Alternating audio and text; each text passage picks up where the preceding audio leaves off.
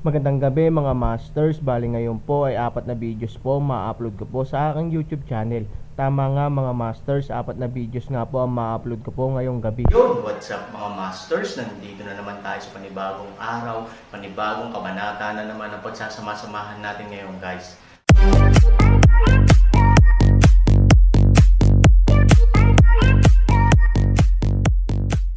Mga masters, okay lang po bang wag nyong skip ang mga ads sa aking mga videos? Salamat po talaga mga masters sa solid na pagsuporta po sa akin. Bali mga masters, kung bago ka pa lang po sa aking YouTube channel, please click the subscribe button, lalong-lalo na po yung notification bell guys, para maging connected pa rin tayo sa isa't isa at maging updated kayo sa mga susunod na pang video. Bali mga masters, bago natin umpisahan ng kwento ay mag-shoutout po muna tayo para sa mga solid nating tagapakinig at unahin na po natin si Shout out kay Eric James, shout out kay Saido. Yun na nga mga masters, no? Bali hindi na ito patagalin. In 3, 2, 1, let's go! Kabanata 1831 hanggang 1835. Hindi ba ito si Zhong Tianli? Matangkad at makapangyarihan. Ang gwapo niya talaga. Hindi ko ine-expect na mas magiging gwapo siya, which is completely in line with my image of Prince Charming. Kung maaari lamang akong magpakasal sa pamilya Zhong, hinding-hindi ako mag-aalala na hindi ako makakabili ng mga sikat na tatak sa aking buhay. Si Zhong Tianli ay napaka-high profile sa Yanjing, kaya pagkatapos makilala, naakit niya ang maraming mga mata ng mga babae. Si Zhong Tianli ay labis na nag-e-enjoy sa ganitong uri ng kapansin-pansing sandali, na nagpaparamdam sa kanya na higit siyang nakahihigit. Kung wala siyang gagawin, may ilang magagandang babae na maaaring humingi ng kanilang contact information at maglaro ng privado. 14 na mga sikreto para mapawi ang sakit ng kalamnan mabilis. Ngunit ngayon ang oras para patunayan ni Zhong Tianli ang kanyang sarili. Ayaw niyang maantala ang kanyang negosyo dahil sa kanyang kagandahan. Sa oras na ito, isang napaka-mature at kaakit-akit na babae ang lumapit kay Zhong Tianli, sadyang hinubad ang kanyang Amerikana, itinaas ang kanyang ulo at ipinakita ang kanyang mapagmataas na figure. Zhong Tianli, do you dare to go to the hotel with me? I can make you stay in bed. Do you believe me? Sabi nung babae. Nakilala ni Zhong Tianli ang maraming iba't ibang paraan ng pakikipag-chat. Ang mga babaeng ito ay may paniniwalang magpakasal sa isang mayamang pamilya, ngunit ito ang unang pagkakataon para kay Zhong Tianli na maging prangka. At ang sarap talaga ng babaeng ito, parang hinog na peach, hindi maiwasang matikman ng mga tao ang kanyang panlasa. Hindi ngayon. Bahagyang umiling si Zhong Tianli. Muling itinuwid ng babae ang kanyang dibdib, halatang ayaw, at sinabing, "Don't you dare." Hinamak ni Zhong Tianli nang ngumiti at sinabing, "Wala akong nang ahas na gawin, ngunit ngayon, mayroon akong mas mahahalagang bagay na dapat gawin. Hihintayin kita," sabi nung babae. Mabuti. Hindi nagtagal bago bumalik si Zhong Tianli sa Yuncheng. Isang magandang pagpipilian din na makipaglaro sa babaeng ito mamaya. Hindi nagtagal, lumitaw ang Aaron katao sa tarangkahan ng paliparan. Nang makita ni Zhong Tianli ang Aaron, malamig ang kanyang mukha. Gayunpaman, ang babaeng nakatayo sa tabi niya ay natigilan saglit at saka ibinaba ang ulo. Hindi na makapaghintay si Zhong Tianli na maglakad patungo sa Aaron. Nakita ni Han Sanchen si Zhong Tianli. Bagamat hindi niya kilala kung sino ang lalaking ito, may malinaw na layunin ang lalaking ito. Dumiretso siya sa kanyang sarili at tinitingnan ang kanyang sarili sa lahat ng oras. Halatang naghahanap siya ng gulo. Sinabi niya kay Ivory, na nakahawak kay Han Nayan sa tabi niya, "Yingxia, tumabi ka sa iyong lolo." Nakita din ni Ivory si Zhong Tianli. Upang hindi hayaang masaktan si Han Nayan nang hindi sinasadya, mabilis siyang pumunta sa likod ni Han Tianyang. Kasabay nito, pinoprotektahan din ni Yan Jun ang kanang bahagi ni Ivory sakaling may biglaang pag-atake ng ibang tao. "Ikaw ba si Aaron?" tanong ni Zhong Tianli. "Hindi ka naman nagsasalita ng kalokohan," sabi ng Aaron. Ito ay sapat na mayabang na gumawa ng gayong mga pangungusap sa Yanjing. "I guess you think about how to teach me a lesson, but if you want to teach me a lesson, you have to recognize your own strength. I advise you don't lose face in public." Aaron mabait na humihikayat. Sa oras na ito, sinabi ni Shi Jing sa Aaron, siya ay miyembro ng pamilya Zhong. Biglang napagtanto ni Han 3,000 na ang mga tao ng pamilya Zong ay dapat ipadala sa pintuan sa lalong madaling panahon. Sa kasong ito, hindi ito maaaring maging napakasimpleng bitawan. Aaron, hindi mo talaga alam ang gagawin. Hinubad ni Zong Tianli ang kanyang Amerikana at ipinakita ang labis na mga linya ng kalamnan. Ang ganitong uri ng kalamnan ay maaaring takutin ang mga tao. At least matatakot ang mga ordinaryong tao kapag nakita nila ito. Ngunit para sa Aaron, ito ay tulad ng isang 3 taong gulang na palabas. Hindi nararapat na katakutan. 14-year leptex that can cause tardive dyskinesia. Lahat ba kayong matipuno at simpleng pag-iisip na mga tao sa pamilya Zong? Kung gayon, talagang nagdududa ako kung masyado kong pinapahalagahan ang pamilya Zong. Mapang-asar na sabi ni Aaron. Tirik ang mga mata ni Zong Tianli. Para sa isang malaking tao na tulad niya, ang pinaka-nakakainis na pangungusap na narinig niya ay nabuo ang kanyang mga paa at simple ang kanyang utak, kaya't ang pangungusap na ito ay nagpagalit sa kanya. Kasabay nito, ang mga salita ni Han Sanchen ay nagulat sa mga tao sa malapit. Alam nilang lahat na napakalakas ng pamilya Zong sa Yanjing, na masasabing isang napakasikat na pamilya. Gayunpaman, ang pag-uugali ni Han Sanchen sa pagpukaw kay Zong Tianli sa publiko ay naghahanap lamang ng kamatayan. Sino ang lalaking ito? Naglakas loob siyang hindi pansinin si Zong Tianli. Baka naman tanga yan sa ibang lugar. Anong nanggaling sa ibang lugar? Tingnan mo ang nasa gitnang edad na babae sa likod niya. Kung tama ako, siya dapat si Xi Jing ng pamilyahan.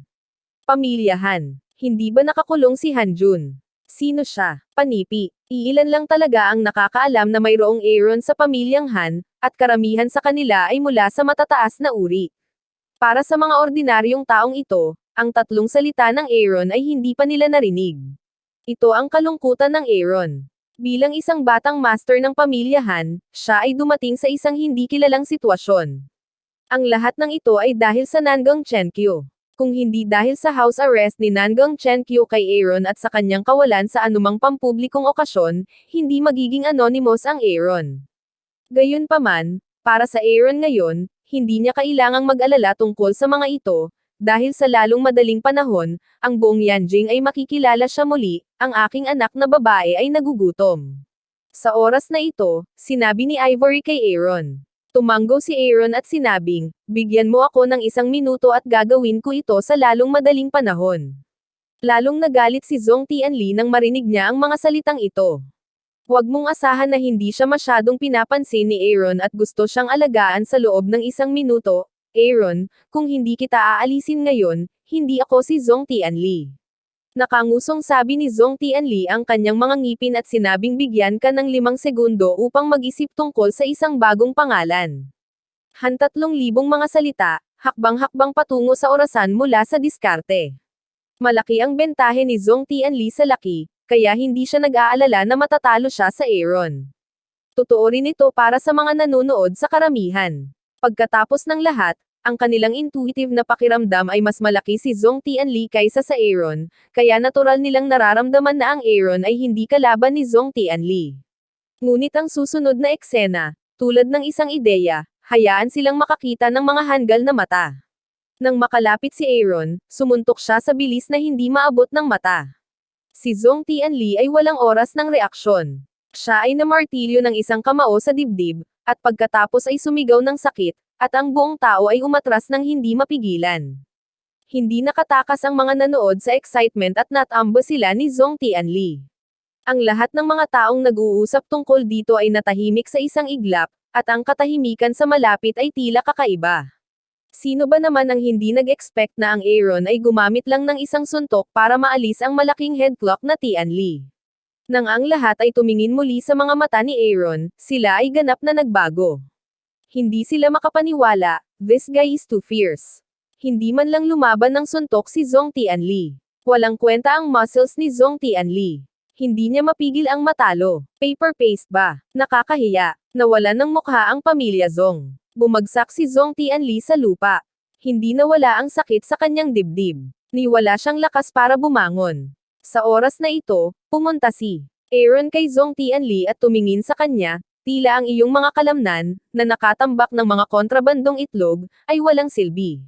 Sabi ni Aaron light. Hindi inaasahan ni Zhong Tianli na magtatapos sa ganito. Bago iyon, nag-aalala siya na hindi kaya ng Aaron ang sarili niyang kamao. Hindi niya inasahan na ang naisip niyang resulta ay tuluyan na siyang nagbago ng posisyon at naging hindi niya matiis ang kamao ni Aaron. Paano kaya yon? Hindi pa tapos.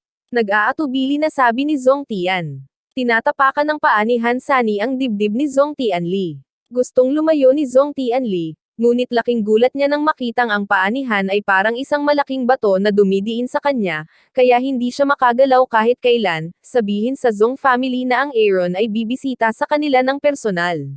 Sa oras na iyon, lahat ng miyembro ng pamilya Zhong ay kailangang lumuhad para salubungin sila, sabi ni Aaron. Maligayang pagdating sa iyong mga tuhod.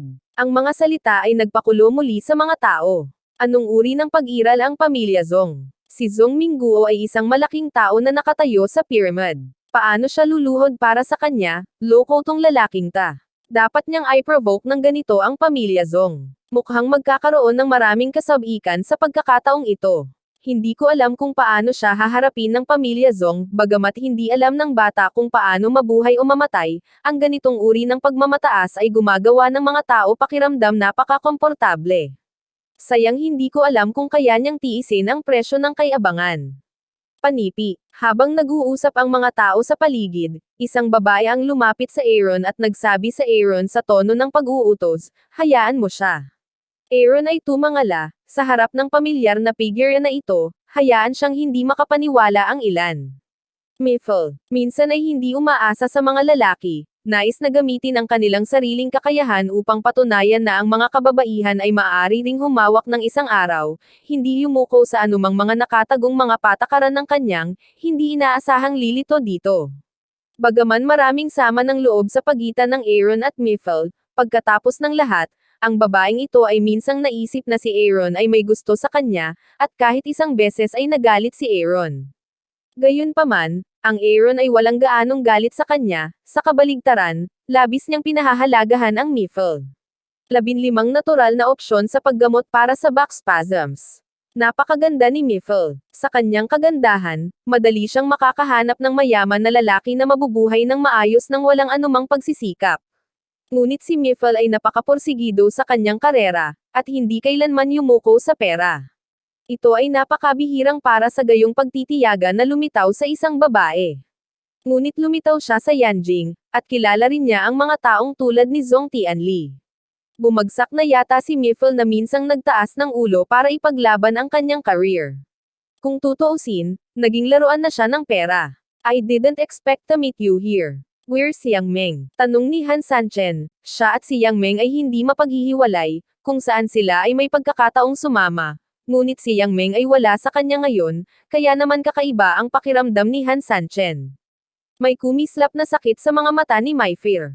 Kapag pinili niyang yumuko para sa pera, nahiwalay siya kay Yang Meng, dahil alam niyang hindi siya kabilang sa mundo ni Yang Meng, at ayaw niyang makita ni Yang Meng ang kanyang sarili na lumalala.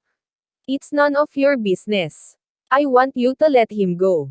Sabi ni Miffle, kagat-kagat ang ngipin. Aaron disdains upang makita si Zhong Tianli. Bagamat hindi niya alam ang relasyon ni na Myfei at Zhong Tianli, dahil gustong tulungan ni Myfei si Zhong Tianli, halatang gusto niyang samantalahin ang pagkakataong ito para mapalapit kay Zhong Tianli. Maraming mayayaman sa Yanjing. Payo ko sa iyo na huwag kang makialam sa pamilya Zhong. Kung hindi, ang iyong mga pagsisikap ay walang iba kundi isang bula. Sinabi ni Aaron na wala siyang pakialam kung anong uri ng ugali ang kailangan ng Myfair para mabuhay at kung anong uri ng ugali ang gagawin niya para umakyat sa Dragon at sa Phoenix. Pinaalalahanan lang niya si Myfair na ang pamilya Zhong ay isa ng malaking gusali sa paningin ni Aaron. May gagawin ako sa kahit sinong gusto ko. Pakialam mo ba? Humakbang si Miffy at itinulak si Aaron palayo. Nakita ito ni Ivory, bahagyang napataas ang kilay dahil sa galit. Kung ang away ng mga lalaki, hinding-hindi siya makikialam, ngunit inaapi ng babaeng ito ang kanyang lalaki, hinayaan niyang hindi niya ito matiis. Ibigay si Han Nayan kay Shi Jing. Pumunta si Ivory sa Aaron at galit na sinaway si Myfair, kung hindi ka makikinig sa akin, pagsisisihan ko ito. Huwag kang mangmang sa aking mabuting puso. Sa tuwing makikita niya si Ivory, makaramdam ng hiya si Miffle, dahil minsan ay naisip niyang gusto ni Aaron ang kanyang sarili at naisip ni Aaron na gustong kumain ng karne ng Sin. Ngunit nang malaman niya ang pagkakakilanlan ni Aaron at ang asawa ni Aaron ay si Ivory, na pagtanto ni Miffle kung gaano katawa ang kanyang imahinasyon. Kahit maganda siya, ikinumpara siya kay Ivory, may gap pa rin. Sa napakagandang asawa, paano siya magugustuhan ni Aaron? Ibinaba ni Miffy ang kanyang ulo, tinulungan si Zong Tianli na tumayo at umalis nang walang sabi-sabi. Sino ang lalaking ito? Tinanong ni Ivory si Aaron. Hindi importanteng tao, bilisan mo. Hindi pwedeng magutom ang anak ko. Sabi ni Aaron. Tumanggo si Ivory. Nang lumabas sila ng airport, naghihintay si Chinlin sa tabi ng kalsada na nakahanda na ang kanyang sasakyan. Nang makita si Aaron, magalang na pumunta si Chinlin sa kanyang tabi at umiyak, "Kapatid na Aaron." Chinlin. Matapos makita si Chinlin, labis na nagulat si Shijing. Kahit na si Chinlin ay hindi kasing sikat ng mga maharlikang pamilyang iyon, ang kanyang kumpanyang Feng Chen ay sikat na sikat din sa Yanjing. Higit pa rito, nagsimula si Chinlin sa simula at itinuturing na isang entrepreneurial idol ng maraming kabataan. Siya ay isang kilalang tao sa bilog ng negosyo ni Yanjing. Paano niya nakilala si Aaron at tinawag siyang kapatid na Aaron? 15 mga karaniwang dahilan ng sirang daliri ng paa. Tungkol sa kumpanya ng Feng Chen, ito ang pinakatagong bagay ni Han Sanchen maliban sa insidente ng bungo. Dahil ito ang bargain ng chip para ibalik niya, walang nakakaalam maliban sa kanya at kay Zhong Liang. Noong mga panahong iyon, pinilit ni Nangang Chenkyu si Han Sanchen na lumikha ng sarili niyang kapangyarihan. Pagkatapos ng mga dekada ng pagtitiis, ang kumpanya ng Feng Chen ay naging kanyang pinakamalaking card at pinagmumulan ng kanyang kapital. Hindi alam ni Nangang Chenkyu ang tungkol sa lihim na gawaing ito. Mrs. Han, hindi ko inaasahan na makikilala mo ako. Napakaswerte ko, sabi ni Chinlin. Si Shijing ay tumingin sa Aaron, puno ng pagdududa, at tila gusto ng paliwanag. Ang kumpanya ng Feng Chen ay talagang kumpanya ko. Noong 14 na taong gulang ako, alam ko na itinuturing ako ni Nangang Chenkyu bilang isang tagalabas, kaya kailangan kong magkaroon ng sarili kong card. Kaya lihim akong nagtatag ng kumpanya ng Feng Chen. Pero 14 na taong gulang ka pa lang. Si Shijing ay hindi makapaniwala sa kanyang mukha sa sobrang takot. Hindi niya maisip kung ano ang maaasahan ng isang 14 na taong gulang na bata para magtayo ng isang kumpanya. Napakabata ba ng 14? Si Aaron ay umiling, sinabi, kahit para sa akin, ang 14 na taong gulang ay hindi maliit, dahil nakatanggap ako ng masyadong maraming hindi patas na pagtrato, sa oras na iyon ay magiging malinaw ako, kung walang sariling card, ako ay ganap na mababawasan, sa isang scrap, si Hanjun na lang ang makakasakay sa ulo ko sa buong buhay ko. Huminga ng malalim si Shijing at pagkatapos ay iniluwa ito. Para sa kanya, ito ay hindi kapanipaniwala, at ginawa pa nga siyang parang panaginip. Sa edad na 14, siya ay tinanggihan ni Nangang Chenkyu bilang isang basura. Sa puso ni Nangang Chenkyu, si Hanjun ang kandidato para suportahan ang kinabukasan ng pamilya Han, kaya ibinigay niya ang lahat ng kanyang pabor kay Hanjun, ngunit sinong mag-aakala na ang mga talagang mahuhusay na tao ay may sariling kumpanya sa edad na 14 at nagpaplano na ng sarili nilang kinabukasan, kung makakatuon sa iyo si Nangang Chenkyu, tiyak na malalaman niya kung sino ang tunay na kinabukasan ng pamilya Han. Bamantong hininga si Shijing at sinabi. Malamig na ngumiti si Aaron, kahit na ipaalam kay Nangang Chenkyu kung paano, maaari niyang aminin na mahusay siya. Hindi, makakasigurado si Aaron. Kahit na alam ni Nangang Chenkyu, susubukan lang niyang sirain si Feng Chen. Hinding-hindi siya sasang-ayon sa kakayahan ni Aaron, sumabay sa hangin ang nakaraan. Umuwi tayo nang hindi binabanggit ang mga bagay na ito. Napapanahong sabi ni Han Tianyang. Pagkasakay nila sa bus, tumungo sila sa compound ng pamilya Han. Bagamat nakausap na ni Aaron ang buong Yanjing, walang lumuhad sa looban ni Han. Normal ang ganitong sitwasyon. Kung tutuusin, sino ang handang gawin ang nakakahiyang bagay na lumuhad kapag hindi nila nakita ang lakas ng Arn? At ngayon sa paglabas ng pamilya Zong, kailangan lang ng mga taong iyon na magtago at manood. Hindi na nila kailangang ipahayag ang kanilang posisyon ng ganoon kabilis, mukhang hindi naman darating ang mga iyon para humingi ng tawad kung wala silang natutunang leksyon. Sabi ni Aaron, ang pinakamahalagang bagay para sa mga taong ito ay mukha. Kapag nasa krisis lamang ang kanilang buhay, mauunawaan nila na ang mukha ay hindi dapat banggitin, sabi ni Han Tianyang. Tumanggo si Aaron upang ipakita ang kanyang pagsang-ayon. Nang bumalik ang party sa compound ni Han, ito ay isang lugar na puno ng kanyang childhood memories para sa Aaron sa kasamaang palad. Ang childhood memory na ito ay hindi masaya, kaya hindi siya makaramdam ng nostalgic para dito. Ngunit si Ivory ay tumingin sa paligid. Pagkatapos ng lahat, ito ang tahanan ng Aaron. She has been married to Aaron for so many years, but she never been here. 3,000, ganun ba kalaki ang pamilya mo? Tanong ni Ivory na may nakakagulat na ekspresyon. Sapat para sa kanya ang hillside villa, ngunit mas malaki pa ang courtyard. At saka, ang presyo ng hillside villa sa Yanjing ay hindi maihahambing sa hillside villa. This is not my home. Ipapakita ko sa iyo ang aking tunay na tahanan, sabi ni Aaron. Hindi masyadong naiintindihan ni Ivory ang ibig sabihin ng Aaron. Hindi ba ito ang pamilyang Han? Paanong hindi ito ang kanyang pamilya? Sundan ang Aaron sa kubo sa sulok ng likod bahay. Ang kubo na ito ay nasa labas ng lugar kasama ang buong patio ng Han. Ito ay parang isang lugar para sa basura, dito ako nakatira. Hanggang Chenkyo minsan ay pinananatili ako dito sa loob ng kalahating taon, at hindi niya ako pinayagang umalis, sabi ni Aaron. Yun na nga mga masters, no? Bali panibagong kabanata na naman yung natapos natin ngayong gabi. Muli, maraming salamat po talaga sa walang sawang suporta po sa aking YouTube channel na talagang inaabangan niyo po ang bawat upload ko po. Bali mga masters, magkita-kita ulit po tayo bukas ng gabi at ngayon po ay magpapaalam po muna tayo. Bali mga masters, bye-bye!